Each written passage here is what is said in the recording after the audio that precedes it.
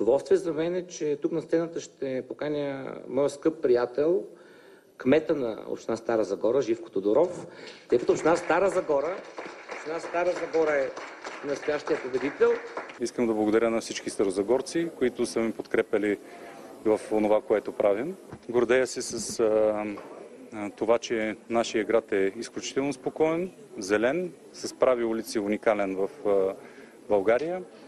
И това, че той е град на младите хора и се развива всяка година все повече. И едно от най-старите дървета в България. Този чинар, който е на достолетната възраст от над 600 години.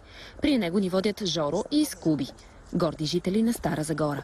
Грамотевици го удриха, палиха го, вандали и така нататък, но той устоява, все още е зелено. Сега обаче чинарът е изправен пред нова опасност. Парк Бедечка, дом на дълголетното дърво, е заплашен да се превърне в нов жилищен квартал. Център на града е презастроен. На старозагорци трябват паркове, трябват зелени площи, а и самите хора се нуждаят все повече и повече от контакти с природата.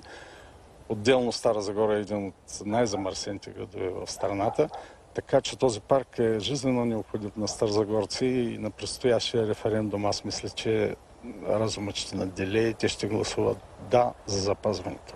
Местният референдум за бъдещето на парка е на 18 юни, а Жоро и Скуби напомнят. Призът за най-добър град е гордост, но и отговорност. Не само за местната власт, но най-вече за хората на Стара Загора.